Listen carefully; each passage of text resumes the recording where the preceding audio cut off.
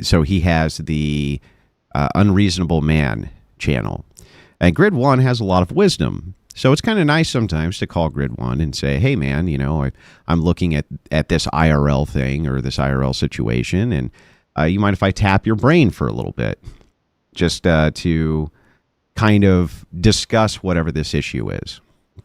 Oh, of course, Andrew. Of course. Yeah. Let's let's sit down, let's chat, let's figure out whatever this is, et cetera, et cetera.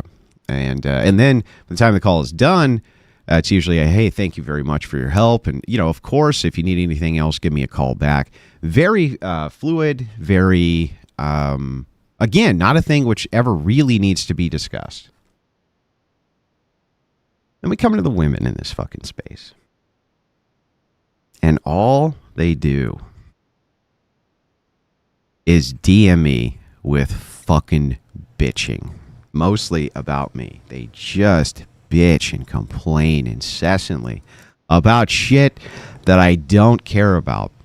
And so what ends up happening is I have to take these like really hard stances where I have to like literally break this down like I would for a 5-year-old. And I have to go, now listen, I need you to understand I don't fucking care. I don't care. Our relationship inside of these spaces is purely 100% in relation to business, and that's it. And that is all it will ever be.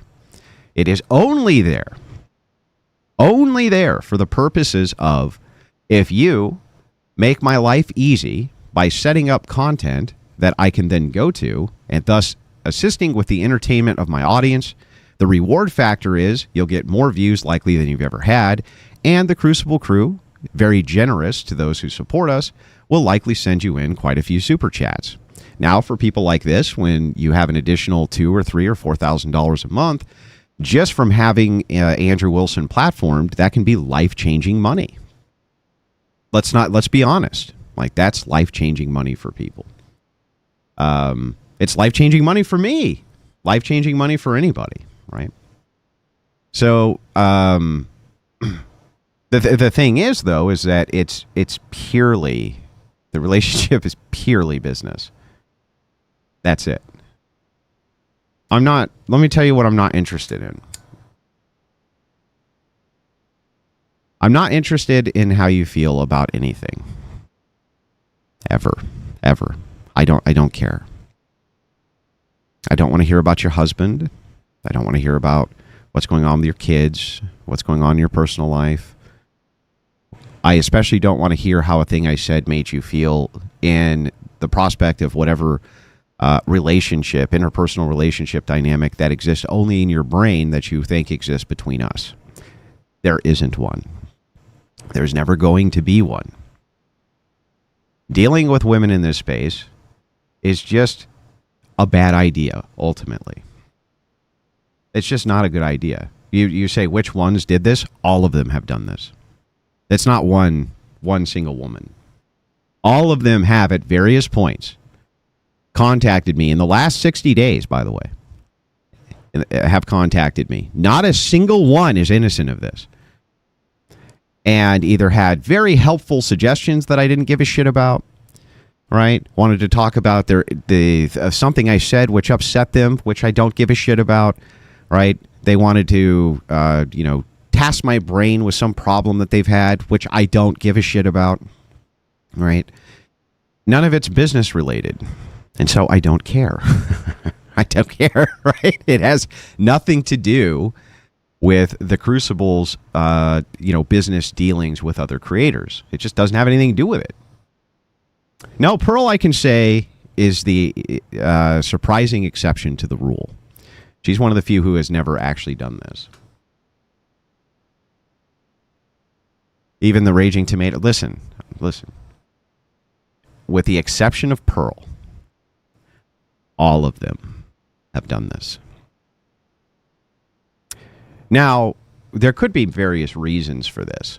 One, they could be in stiff competition because people know that if I go on their channel, they're likely going to make a good deal of money and some views, right?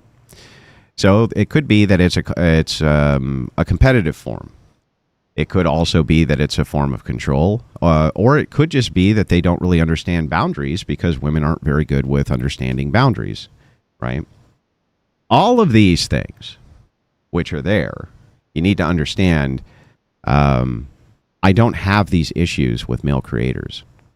There's various reasons why. One, male creators such as myself, we can make a show around just us, our opinions, the things that we're interested in or not interested in.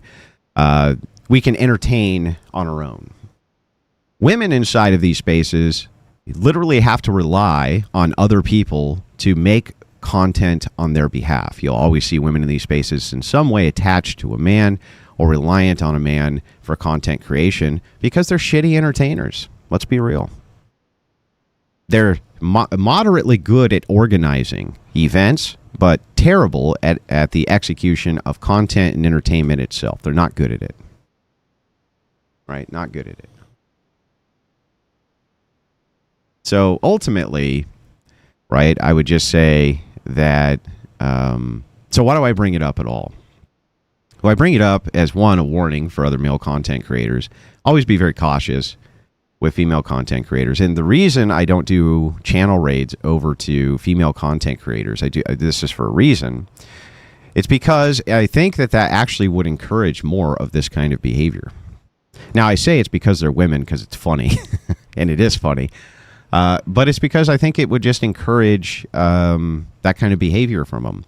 Whereas with men, when you're dealing with the men in these spaces, there's a bunch of just kind of givens that don't really need to be discussed. It's not important to discuss them. It's not. It's just not important to discuss them.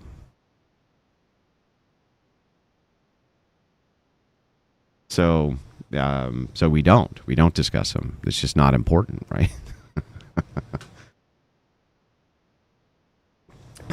So anyway, take it to the bank, always, that dealing with women in these spaces, never a good idea, ultimately. You have to really set very staunch boundaries, and you actually have to spell it out to them like you would to a 6-year-old child.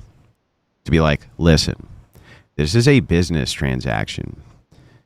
Do you understand that so almost everybody I do content with, they get they get more out of it than I do.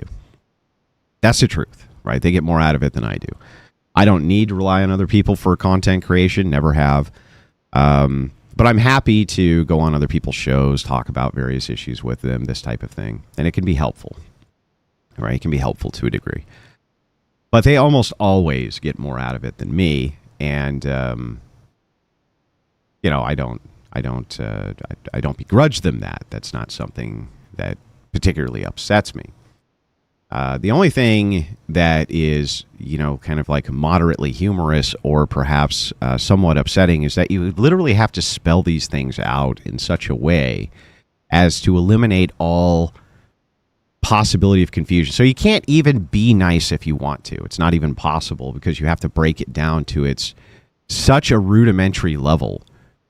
Like telling a kid, don't put hand on stove. Right? You have to break it down that rudimentary. That rudimentary.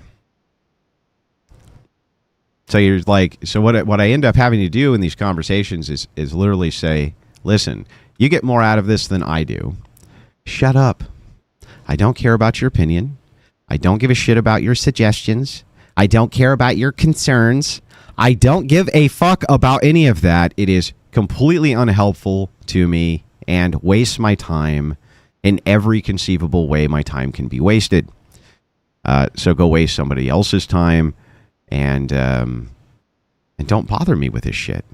You know what I mean? Don't bother me with this shit. Don't do it.